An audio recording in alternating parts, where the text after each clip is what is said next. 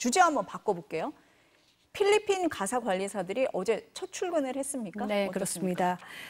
좀 관심도 많이 끌고 논란도 많았고 했는데 이제 서울시가 필리핀 가사 관리사 100명을 142개 가정을 대상으로 이제 서비스에 들어갔다 이렇게 밝혔습니다. 원래 731가구가 신청을 해서 5대1의 경쟁률을 보였었는데 첫날 이제 15가구가 서비스를 취소했다고 합니다. 경쟁률이 저렇게 높았는데 취소를 했어요. 왜요? 일단 이제 취소 위약금이 없고요.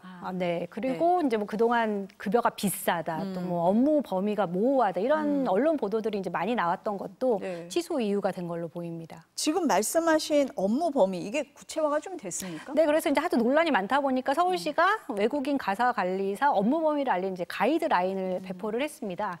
필리핀 가사 관리사의 주요 육아 업무는 이제 뭐 어린이집을 갈 때 이동 관찰, 또 동행, 그리고 옷 입히기, 목욕시키기, 음식과 약 먹이기, 화장실 이용 돕기 또는 뭐 기저귀 갈기 뭐 이런 종류인데요. 이제 육아 관련을 해서는 집안일도 할 수 있게 됐는데 이제 이게 다 아이와 관련이 있어야 됩니다. 그러니까 아이 주변을 청소를 해주고 아이가 사용한 식기를 설거지를 하고 아이 옷 등을 이제 세탁을 할 수 있습니다. 그 아이 것과 이제 만약에 섞인 경우라면 다른 가족 빨래와 설거지도 함께 할 수 있다고는 하는데 이 부분도 좀 논란의 여지가 있어 보이고요. 또 이 밖에 이제 뭐 어르신 돌봄이나 장보기, 쓰레기 배출, 수납 정리, 뭐 걸레질, 다림질 이런 아이와 관련이 없는 업무는 절대로 시켜서는 안 됩니다. 아이하고 관련이 있어야 된다. 네. 이렇게 범위는 좁혀졌네요. 근데 급여 때문에도 논란이 있었잖아요. 비용은 얼마나 들어요? 네, 이제 하루 8시간 기준으로 외국인 가사 관리사 그 월급이 238만 원으로 이제 책정이 됐습니다. 이 수준이면은 상대적으로 이제 여유 있는 가정에서만 이용할 수 있지 않겠냐 그러게요. 이런 지적이 나왔고요. 실제 이번 시범 사업을 신청한 이제 731가구 중에서 43%인 이제 318가구가 강남 3구에 거주하는 가정이었습니다. 그러니까 신청자의 또 60%는 하루 4시간씩만 서비스를 원했습니다. 근데 이쯤 되면 이게 저출산 대책이냐 이런 말 나올 것 같은데요. 뭐 상류층의 영어 사교육하기 위한 서비스 아니냐 뭐 이런 비판도 나올 것 같습니다. 네, 그러니까 필리핀 가사관리사의 시급이 이제 13,700원인데 지금 뭐 일반 육아도우미 시급이 11,000원에서 13,000원 수준이라고 그래요. 그러니까 필리핀 가사관리사의 경우는 이제 4대 보험이 적용이 되기 때문에 일반 육아도우미보다 이제 높게 책정이 된 건데요. 이제 여기다가 또 뭐 시범 사업 기간이 6개월인데 이 기간 동안 이제 뭐 일정 변경이 어렵다 이런 얘기가 있고요. 또 아까 말씀드린 대로 업무 범위도 이제 일반 육아 도우미에 비해서 이제 되게 제한적이고 모호한 부분이 있습니다. 그런데도 굳이 왜 시급이 더 높은 필리핀 가사 관리사를 이용을 하려 하느냐 이제 이런 질문이 나오게 되는 거고요. 결국 이제 경제적 여유가 있는 가정에서 영어 교육 때문에 이용을 하는 거다 이런 비판으로 이제 이어지게 된 겁니다.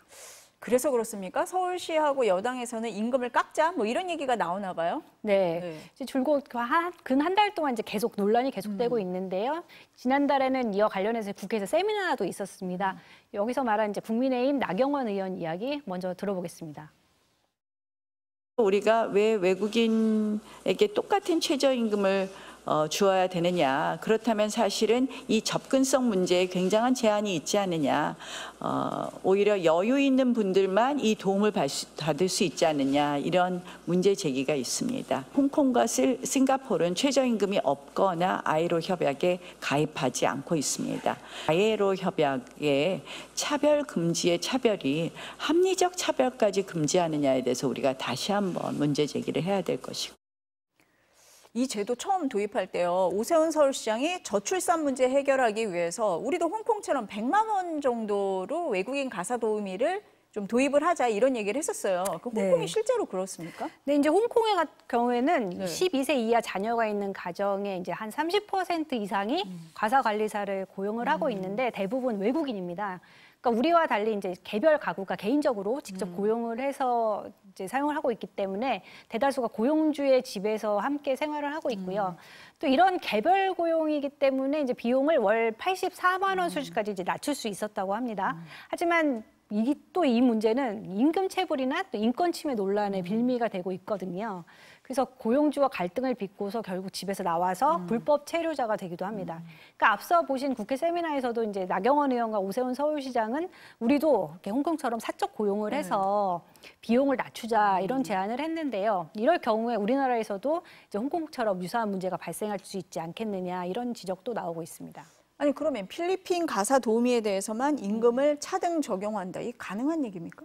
근데 이제 안 그래도 최저임금이 결정이 될 때마다 뭐 이주 노동자와 또 뭐 업종별로 맞아요. 임금을 차등 네. 적용하자 뭐 이런 목소리가 계속 나오잖아요. 하지만 이건 차별을 금지하는 이제 국제 규범에도 위배되는 상황이고요. 무엇보다 돌봄 노동이 이제 지금 점점 더 중요해지고 있는데 돌봄 노동의 가치를 폄하하고 또 이주민에 대한 차별을 강화한다. 이런 이유로 반대 여론 또한 높습니다. 이게 당초 취지가 저출산 대책이잖아요. 네. 그 취지에는 부합합니까? 어떻습니까? 글쎄요, 그 홍콩 같은 경우를 말씀드리면 네. 이제 외국인 가사 관리사를 50년 전부터 도입을 해서 운영을 해오고 있어요. 근데 홍콩이 그 대표적 저출산 국가 중에 한 곳입니다. 그러니까 지난 2021년 합계 출산율을 봐도 0.77명에 불과했고요. 이제 홍콩 시민들이 가장 많이 꼽는 저출산 이유는 높은 집값과 또 이제 과도한 교육열이거든요. 우리나라랑 굉장히 비슷하잖아요. 비슷하네요. 네. 그래서 이제 이런 문제에 대한 해결 없이 외국인 가사 관리사 도입으로 저출산을 극복할 걸로 보는 것 자체가 진단부터가 잘못됐다 이런 지적이 있고요. 또 이제 서비스 시작 전부터 임금부터 깎자고 하는 게 맞느냐. 이렇게 필리핀에서 굉장히 큰 희망과 꿈을 갖고 오셨을 거 아니에요. 맞아요. 네, 네. 그런 분들한테 처음부터 임금을 깎자고부터 이제 얘기를 하는 게 맞느냐 이런 비판도 나오고 있습니다.